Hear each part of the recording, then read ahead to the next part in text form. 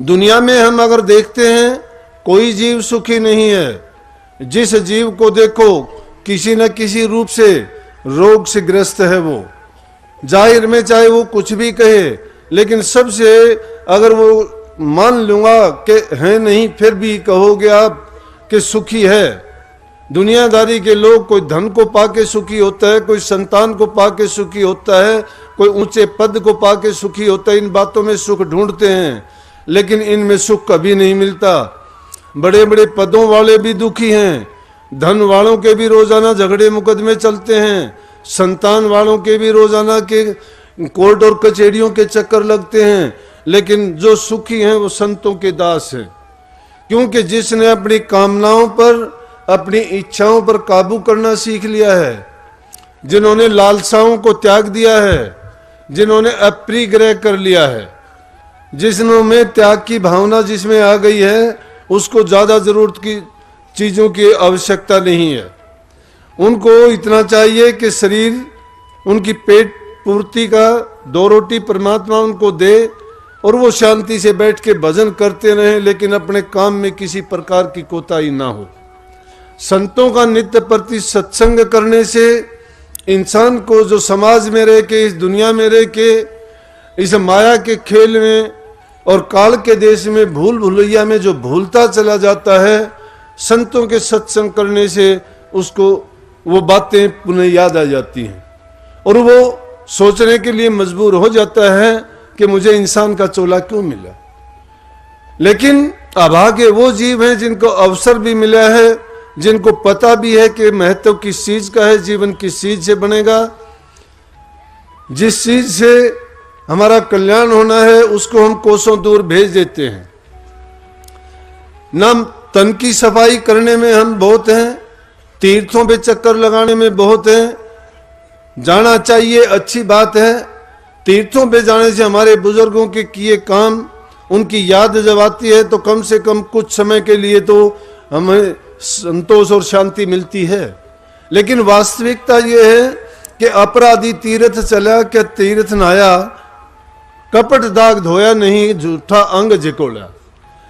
अगर हमने अपने दिल में छिपे हुए कपट को साफ नहीं किया है तो तीर्थों पे रात दिन हम जाते रहें, कितना स्नान करें, एक ही काम होता है कि हमने सिर्फ अपने शरीर को उस पानी में नहा के और पवित्र करना जान लिया है, मान लिया अपने दिल से, पवित्रता नहीं आई। लेकिन असल चीज, असल चोर, असल बीमारी जो छिपी हुई है वो हमारे हृदय में है। हृदय में जब तक वो बीमारी, बुराई और वो पाप छिपा हुआ है, कपट रूपी चोर जब तक इसके अंदर बैठा हुआ है, तब तक हम लाख चाहे सत्संग करो, चाहे मंदिर जाओ, तीर्थों पे जाओ, चाहे गुरु से नाम लो, कुछ भी आपको फायदा नहीं होने वाला। अगर नाम की भी कमाई करना चाहते हो तो पहले कपट दाग को साफ करो, दिल से हृदय को पवित्र करो। और हृदय की पवित्रता बिना नाम के नहीं हो सकती। नाम के महत्व को जाने नहीं है। सुनते हैं लोगों से, कोई कहता है इतने दिन से मैंने नाम लिया है, वर्षों में गिनती करते हैं उनकी, लेकिन उनसे कोई पूछना चाहता है कि आप में परिवर्तन क्या आया है, पूछने की भी जरूरत नहीं है। अमली जीवन को उनका देखते हैं तो वो जहां था वहीं का वहीं बैठा हुआ है। ना उसके दिल में परिवर्तन, ना उनके विचारों में परिवर्तन, और जीवन में परिवर्तन आता ही कैसे। जब तक हम अपने जीवन को बुराइयों से हटा के अच्छाई के मार्ग पर नहीं लगाते हैं, लाख कोशिश करो। ये तो बाहर की बातें हैं, बाहर की बातें उतनी ही जरूरी हैं। और सीखते कहाँ हैं? घरों से सीखते हैं। आदमी कहाँ से सीखता है? जिस इंसान के अंदर, मैं बताऊं कि पुराने जमाने में लोग कहते थे खानदान देखो, घर को देखो। किस लिए देखना था घर? कि कोई भी इंसान हो, पहली चीज तो है कि उसको प्रकृति से मिलती है, एक। दूसरी चीज उसको माँ बाप से मिलती है, बपोती में, उसके खून में ही वो चीज आती है जैसा उसने किया है। तीसरी चीज है हम उसको किसी दूसरे से ग्रहण करते हैं। और चौथी चीज है जो सीखी जाती है। ग्रहण करने और सीखने में अंतर हो गया। लगातार जिस माहौल में रहते हैं वो बिना किए भी हमारे अंदर अपने आप आ जाती है। जिस प्रकार से चंदन के बाग में अगर दूसरे पेड़ भी होते हैं तो उनमें भी चंदन की खुशबू हो जाती है। अच्छी संगति में इंसान को बैठने से अच्छे गुण बिना अपनाए भी उसमें आ जाएंगे। बुरी संगति में बैठने से चाहे वो बुरा काम ना करो फिर भी उसको कुछ ना कुछ बुराई जरूर आ जाएगी। लाख हम किसी को सुधारने की कोशिश करते हैं, लेकिन देखोगे कि जैसा उसके खानदान से उसने माँ बाप के जो खून में चीज थी उसकी संतान में वो थोड़ी बहुत अवश्य आ जाएगी। तो हम उसका अंदाजा लगा सकते हैं, लेकिन ये चीज कुछ हमने सीखनी पड़ती है, लेनी पड़ती हैं।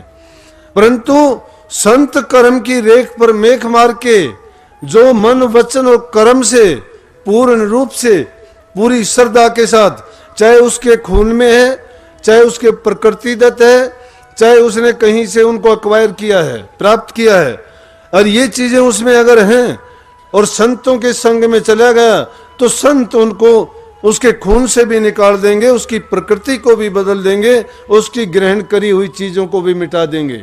इसीलिए संतों के संग में जाके बड़े बड़े ठग, डाकू, चोर, लुटेरों को भी उन्होंने धर्मात्मा बना दिया, संत बना दिया और उनके जीवन को बदल के रख दिया। इसीलिए गीत गाए कि काग से हंस बना दिया। अरे कौवे से हंस बनाने का मतलब क्या है? कुर्डी से महल बना दिया, अरंड से चंदन बना दिया, सीख का सहतीर बना देते हैं। गंदगी की जगह वो कमल खिला देते हैं। गंदगी में तो गंदी चीज और बदबू होनी चाहिए, लेकिन कमल के फूल खिला देते हैं। लेकिन कब खिलते हैं वो? जब कोई लेने वाला हो।